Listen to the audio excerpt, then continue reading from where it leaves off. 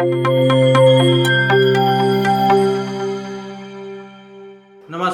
मेरा नाम है अभयराज और निष्पक्ष दिव्य संदेश के YouTube मंच पर आपका स्वागत है।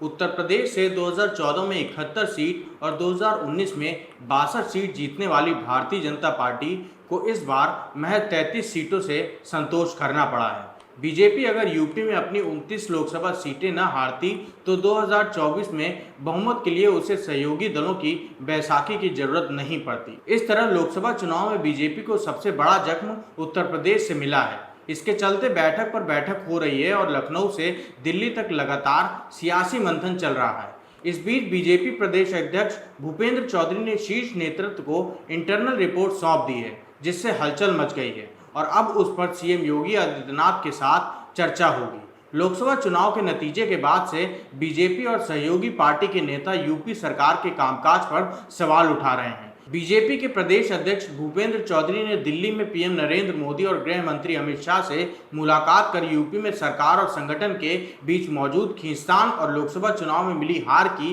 रिपोर्ट सौंप दी है। बीजेपी का चुनावी प्रदर्शन पहले ही ठीक नहीं रहा और अब जल्द ही उत्तर प्रदेश की 10 विधानसभा सीटों पर उपचुनाव होने वाले हैं। ऐसे में बीजेपी नेताओं की टेंशन यूपी को लेकर बढ़ गई है।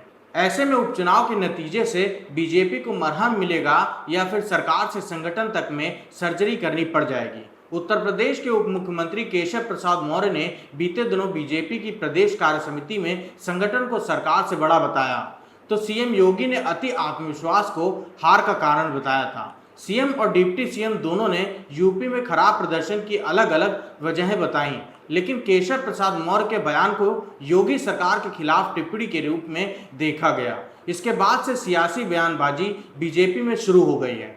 बीजेपी के विधायक से लेकर सहयोगी दलों के नेताओं ने खुलकर सवाल उठाने शुरू कर दिए हैं। इस तरह उनके निशाने पर भी यूपी के अधिकारी और प्रशासन है, लेकिन निशाने पर योगी सरकार है। इस तरह सरकार और संगठन के बीच दबी खींचतान अब सतह पर आ गई है। सीएम योगी और डिप्टी सीएम केशव प्रसाद मौर्य के बीच सियासी मनमुटाव की चर्चा को लेकर विपक्षी दलों को बीजेपी पर टारगेट करने का मौका मिल गया है। सपा और कांग्रेस इस मौके को अपने पक्ष में भुनाने में लगी है। कांग्रेस नेता प्रमोद तिवारी ने कहा कि यूपी में बीजेपी ने जो हर्ष कल्याण सिंह का किया था और अब उसी फॉर्मूले को फिर से अपनाया जा रहा है। इस बार देखना होगा कि कौन कल्याण सिंह बनता है। सपा प्रमुख अखिलेश यादव ने भी केशव प्रसाद मौर्य का नाम लिए बगैर कहा कि मॉनसून ऑफर 100 विधायक लाओ, सरकार बनाओ। इतना ही नहीं, एक दिन पहले उन्होंने कहा था कि बीजेपी में यह लड़ाई सीएम की कुर्सी को लेकर हो रही है। यूपी में हार के बाद ब्लेम गेम के बीच प्रदेश अध्यक्ष भूपेंद्र चौधरी ने पीएम मोदी, केंद्रीय गृह मंत्री अमित शाह और बीजेपी अध्यक्ष जेपी नड्डा के साथ बैठक की और 40,000 कार्यकर्ताओं के आधार तैयार की गई है। 15 पेज की रिपोर्ट पर चर्चा हुई। इस चर्चा के बीच बीजेपी केंद्रीय नेतृत्व ने राज्य के नेताओं से सार्वजनिक बयान बंद करने और आगामी 10 विधानसभा सीटों पर होने वाले उपचुनावों पर ध्यान केंद्रित करने का आदेश दिया है।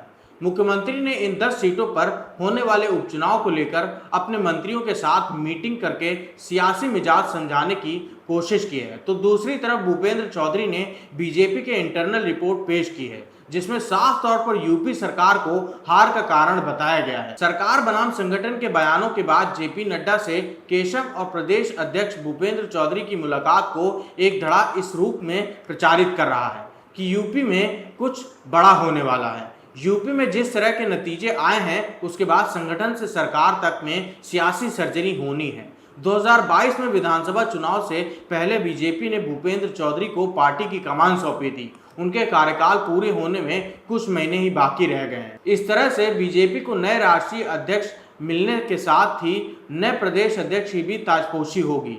लोकसभा चुनाव में जिस तरह से योगी सरकार ने 2 मंत्री जीतकर विधायक बने हैं, उसके चलते यूपी मंत्रिमंडल में भी फेरबदल तय माना जा रहा है। योगी सरकार के दूसरे कार्यकाल में इस साल शुरुआत में आरएलडी और राजभर की पार्टी के एनडीए में शामिल होने के बाद कैबिनेट विस्तार हुआ था। उस कैबिनेट विस्तार के बाद जल्द एक और फेरबदल देखने को मिल सकता है। इस फेरबदल में पार्टी के पिछड़े चेहरों को मौका मिल सकता है और साथ ही जिन इलाकों में बीजेपी हारी है वहां अधिक प्रतिनिधित्व मिल सकता है। हालांकि यूपी में सब कुछ निर्भर करेगा उपचुनाव के नतीजों पर। अगर बीजेपी 10 विधानसभा सीटों पर सपा से ज्यादा सीटें जीतने में सफल रही तो सीएम योगी का कद बढ़ जाएगा। लोकसभा चुनाव की तरह नतीजे अगर पक्ष में नहीं आते हैं तो उनके विरोधी मुखर होकर अपनी आवाज उठाएंगे। यूपी में जिस तरह से दलित और ओबीसी का वोट छिटका है, उसके चलते बीजेपी पर इन दोनों ही समुदायों को तवज्जो देने का दबाव बढ़ गया है। बीजेपी ने जिस तरह से स्वामी प्रसाद मौर्य के इस्तीफा देने से खाली हुई एमएलसी सीट पर मौर्य समुदाय से आने वाले बहोरन लाल मौर्य को भेजा है, उससे साफ है बीजेपी किस तरह ओबीसी की लेकर संजीदा है। ऐसे में अगर सीएम योगी उपचुनाव में बीजेपी को जिताने में सफल नहीं होते हैं तो दबाव उन पर बढ़ जाएगा। राजनीतिक विश्लेषकों का कहना है कि यूपी में बीजेपी की हार की जिम्मेदारी कोई भी लेने के लिए तैयार नहीं है। सरकार और संगठन में तलवारें खिंच गई हैं। केशव प्रसाद मौर्य कहना चाह रहे थे कि यूपी की योगी सरकार पार्टी से बड़ी हो गई है। दूसरी तरफ सीएम योगी के बयान को इस रूप में लिया जा रहा है कि केंद्रीय नेतृत्व भी अति आत्मविश्वास में था। इस तरह साफ है कि किस तरह से खींचतान चल रही है।